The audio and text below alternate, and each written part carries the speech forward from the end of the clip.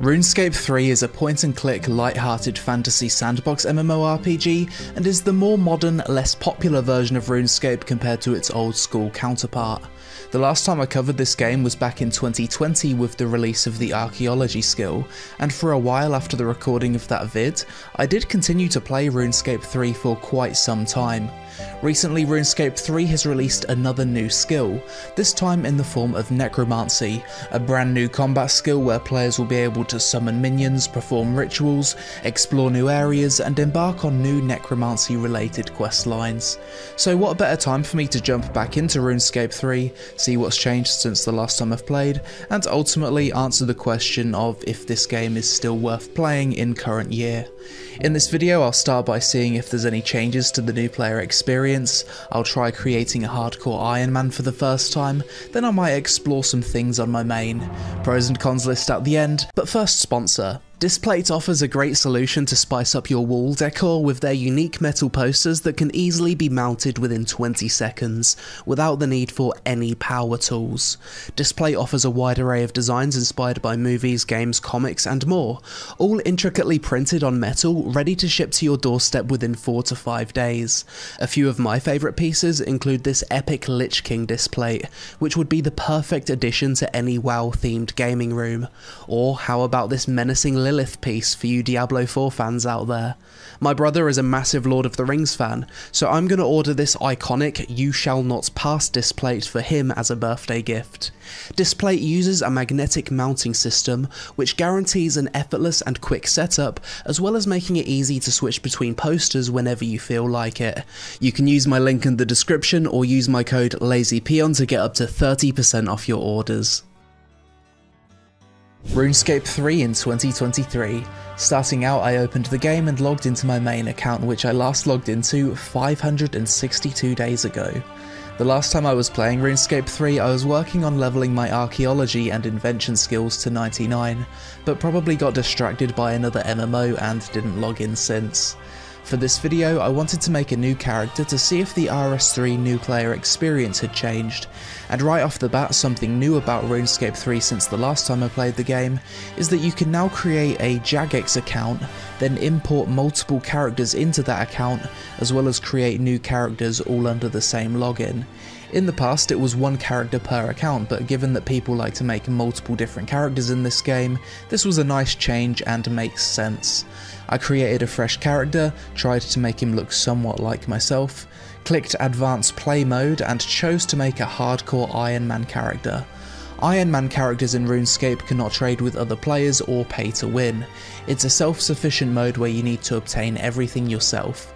Basically the only way to play RuneScape 3 and have your accomplishments mean anything, considering standard characters can just pay to win, swipe and max out all of the skills on day 1 except for Necromancy.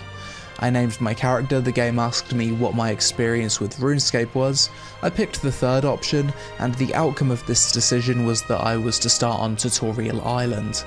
I spoke to some NPCs, lit a fire, fished some shrimp, cooked that shrimp, baked some bread, then went underground where I mined some rocks and smelted some ore to craft a bronze dagger. Mining sound effects in RuneScape 3 are kinda satisfying, not gonna lie. After crafting my weapon, I shanked some rats, left the cave, reloaded the UI to make my character go from black to white. We got some financial advice from a financial advisor who taught me about the bank and said that I should 10x leverage long Dogecoin before the Elon Zuckerberg fight.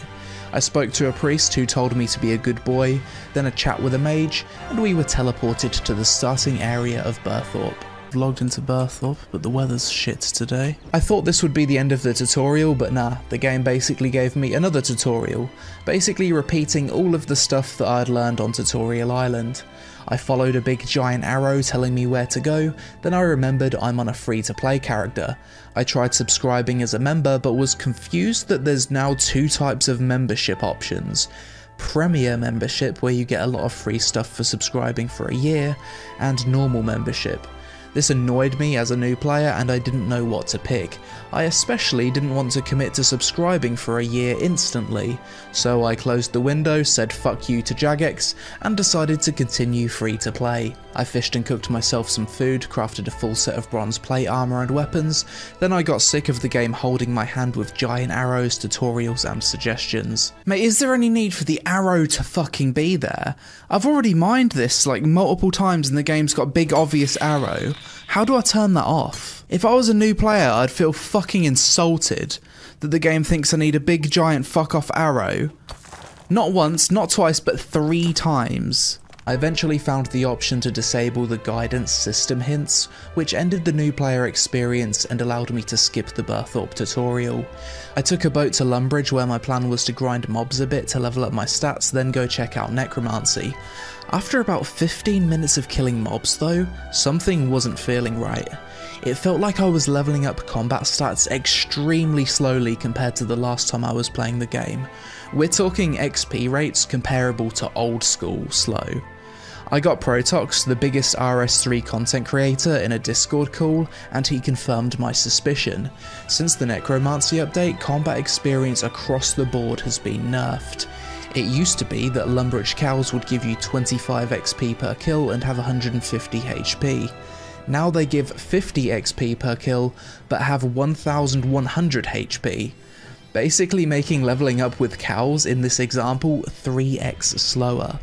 Basically every combat leveling guide for RuneScape 3 is out of date, and the early game is much slower.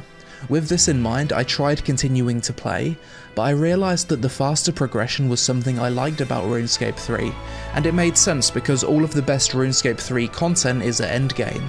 I kinda lost interest in playing my hardcore Iron Man at that point, as I couldn't shake the feeling that if I wanted a slow long-term sense of progression, I'd just play old school, whereas in the past, the fast progression was something that made RS3 feel different enough from old school that I'd still want to play both games.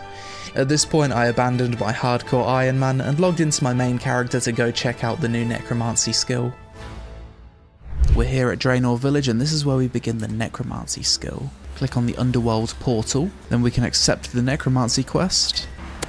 And we've been slain. Good thing I'm not on my hardcore Iron Man. And now we're here talking to death. Intro cutscene, bit of voice acting. Modern RuneScape really put a lot more effort into storytelling over the years with all the voice acted cutscenes, voice acted quests. It's like a big focus of the game now. Raziel, the first Necromancer. Camera angles are kind of like different for each of the dialogue boxes rather than just being static like they used to be. Does a better job of storytelling that way. So we need to learn Necromancy, then defeat Raziel. Looks like we're going to clear this ritual site. Start by cleaning the dust off the tiles. Place the bones into the pedestal. Select ritual. Now we need to draw on these glyphs. Now we go over here and start the ritual. PR. Oh, that's a level up. Okay, and I guess we've captured some souls. Interesting, so Necromancy's got its own talent tree. Unlocking talents requires souls, right? What's this? Death Guard. So this is the new Necromancy weapon, and it's like a gauntlet. Cool. Okay, we're doing Necromancy. Level 3. Now I guess we can get our talent. Yes. Conjure Skeletal Warrior. Each one of these talents is like conjuring or giving abilities to summons. Now I've unlocked the Necromancy spellbook. I've also been given a Skull Lantern. I guess this goes in my offhand. Yep. So now I've been given Ectoplasm. You use Ectoplasm to summon the minions, I think. So finishing the quest, that's taken me to 5 Necromancy, and it looks like we're about to get a tour of the new area. Soul supplies run by Loopy. Equipment shop over here to get ourselves some Necromancer robes. Necromancy prayers. Test your Necromancy skills by fighting some trolls found in the cave south of the graveyard. Okay. Guess that'll be my first leveling spot. Quest complete, let's go. Let's go level up that Necromancy skill, and there's quite a few players here. So now that Necromancy's a thing, the max level in the game is no longer level 138. I mean, I'm seeing some people level 144. What would be max combat level now? Probably 150 or something. Cool, let's go explore the city, grab myself some Necromancer robes. I mean, visually, this is one of the more impressive areas of RuneScape. Looks super 3D, it's got a good level of verticality to it. RuneScape's level design has come a long way. Solstress has just given us a full set of Necromancy robes. Let's see how we look. Looking good, looking menacing.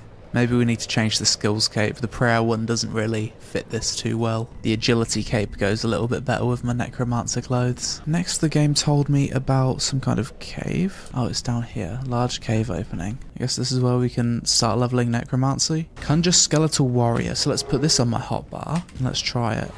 Hello there. Yeah, that's cool. Nice animations on the skeletal warrior as well. Sweet. Get grinding, I guess. Level 6. Probably going to be blazing through the levels. It's kind of cool having a minion next to me fighting things. I wonder if you can have an active necromancy minion plus your normal summoning pet. Unlocked a new ability, Finger of Death. Let's give it a try. So this is one that I spend my resource on. Big zap, 433. It's a lot of damage for a low level skill. Necromancy level 10 already. Very quick. Every time I need to resummon this skeleton, it costs 1 ectoplasm. I'm going to need to figure out how to restock on this ectoplasm because it's not sold in the shop right now. Early levels of necromancy, very fast. Infinitely faster than training low level combat normally. The next ability is learned at level 28. So you get your first 4 abilities quite quickly, and then it's a bit of a jump for the next one. I'm probably going to have some talent points to spend and some rituals to do once I've used up all of this ectoplasm and leveled up a bit more. You've gained 1 talent point. Cool. After getting my first talent point, I kept zapping trolls until level 25 whilst getting flamed by Raziel.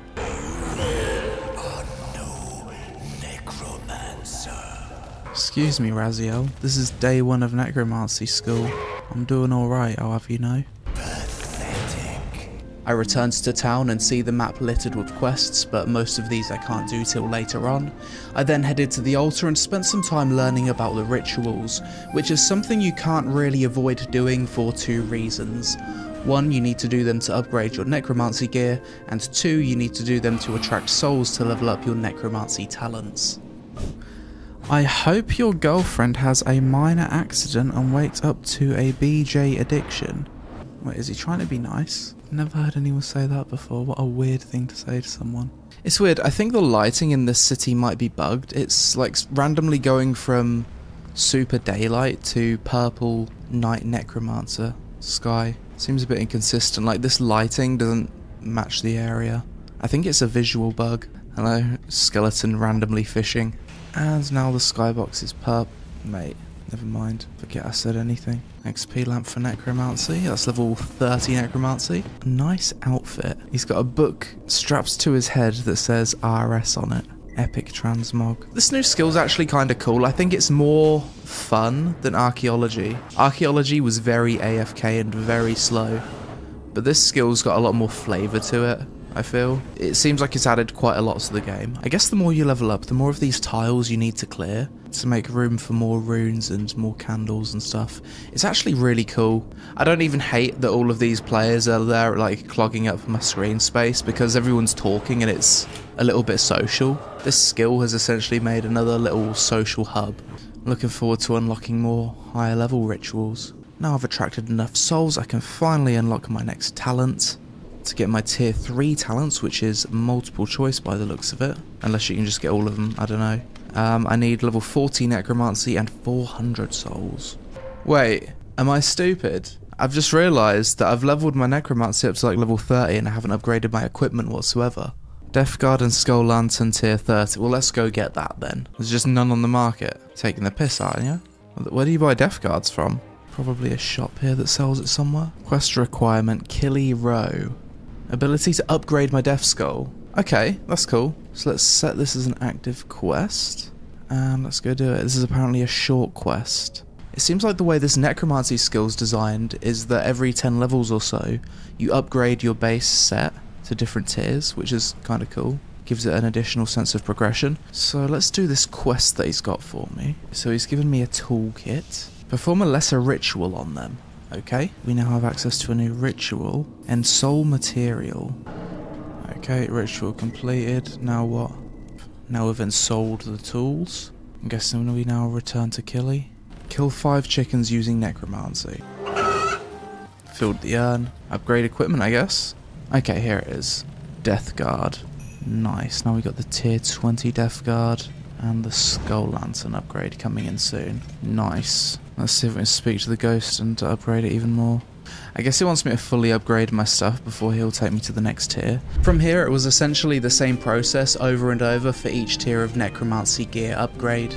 Go kill something to fill up the soul jar, collect materials and soul those materials via a ritual, return to the NPC, then upgrade your gear. Thankfully, RuneScape allows you to do AFK grinding with an aggression potion to make this process quite chill. We're still fighting. Oh, we've almost got the 50 souls. Yeah, aggression potion was the way. Oh, we also got 41 Necromancy. Fun game. High APM action. GG. That's the 50 souls. Oh, wow. So at level 40 Necromancy, you get 35% crit strike damage. Talk to my NPC friend. I've got everything you asked for. Same materials. We should have everything we need here. Once again, let's upgrade the Death Guard. This one looks a little bit more visually detailed. Upgrading the gear to tier 40 does change its appearance visually a bit more compared to the other upgrades. Upgrade the legs. And finally, the boots. Achievement unlocked. Let's equip everything. How are we looking? More menacing than before. Looking like Reaper from Overwatch, actually. Cool. Before we continue with Necromancy, I want to discuss the main reasons why people play RuneScape 3 in 2023, as well as some other big content additions added to the game since I last covered it 3 years ago. First of all, at endgame, the big PvE thing players like to do for fun is bossing, and in the past few years many new bosses have been added to RS3 such as the Rex Matriarch bosses, Elder God Wars Dungeon, Zamorak was added as a boss and scales infinitely with Enrage as part of Elite Dungeons 4, new Abyssal Slayer creatures, and much more. There was also a massive Wilderness update that made Wildy PvP an optional opt-in, opt-out system, as well as adding Wilderness events. The game's max cash limit was increased, the Duel Arena was removed and replaced by Het's Oasis, they added a fort that players can build which has quality of life buildings and new Slayer monsters, as well as visual overhauls to old areas of the game that makes the world look more consistent. As to why people play RS3, I think it comes down to a few things. The skilling system is completely unique to the MMO genre and feels different to Old School. It's the perfect MMO to play semi-AFK alongside other games. It has some of the most unique questing in the MMO genre. There's tons of puzzles and mini-games. Due to the nature of skilling, it's a great MMO to just hang out in and chat to other people, and the game also has a long-term sense of progression and frequent updates. When it comes to the bossing and PvE side of RS3, I've tried to get into it in the past, but for me I don't really enjoy the game's combat system. RS3 has the same tick rate as Old School, which can make the movement feel unresponsive and delayed. I'm also not a fan of the animations either, so for me my favourite thing about RS3 has always just been working towards skilling, collection and completionism whenever I have played the game in the past. So at this point I think leveling my Necromancy is basically going to be more of the same. Kill mobs every 10 levels, upgrade my gear with some kind of Slayer task kind of thing, where I fill up the jar, then I go do rituals to get the crafting materials, and yeah, basically do that all the way to 99, doing quests along the way to unlock new stuff. Pretty cool skill, I do like it does seem to be quite well designed, and visually summoning mobs is pretty cool, and I do like how a lot of the Necromancer abilities look. So after checking out RuneScape 3 for a bit in 2023, my updated pros and cons for the game are as follows. Pros. The game has unique questing that makes you feel like you're on an adventure. There's thousands of hours worth of content, lots of collectibles and completionist content. It's a highly sociable MMO where players are always chatting whilst skilling. It's a great second monitor semi-AFK MMO to play whilst playing other stuff or working. The game is rammed full of mini-games and puzzles that are unique to RuneScape, low system requirements, there's places in the world that players can build up such as the new fort, player housing and farms. The game has many bosses and PvE challenges waiting for you at endgame. The game has a long-term sense of progression, not only with the skills but earning enough money to afford best in slot endgame gear. Despite being an old game, it's received frequent updates and coverage on YouTube by content creators. The new Necromancy skill was a great addition to the game and seems to be almost universally praised by the community, and you can play the game in a limited capacity for free. Cons. Visually, despite the graphic updates, I think in 2023 the game looks outdated. It doesn't have the charming visual aesthetic that Old School RuneScape has, and I think there's so many wacky cosmetics and themes that the game looks like a visual mess. The user interface is hard to navigate every time I return to RS3 as a returning player, so I can't imagine how much of a clusterfuck it is to new players. Personally, I don't think the core gameplay feels very good in RuneScape 3. Nowadays, Revolution combat mode is enabled by default, which is confusing for new players. There's no decent explanation of why or when you should use the full manual hotkey mode versus Revolution. To learn the game, you're going to want to spend hours watching guides. Movement in RS3 feels slow and unresponsive due to them modernising every aspect of the game except for the tick rate. The game is pay to win unless you're playing an Iron Man character, due to the game basically allowing you to buy XP for real money, invalidating the accomplishment of the grind.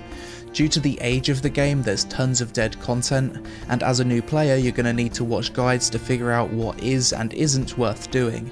To be fair though, this can't really be avoided for such an old game. It's probably one of the worst MMOs to try and convince your friends to get into for a number of reasons. It's confusing, it's less popular than Old School, the gameplay especially early on is boring and it looks outdated. The new XP rebalancing has made the early game experience of leveling normal combat skills much slower, which doesn't feel good for a game where everyone's at max level.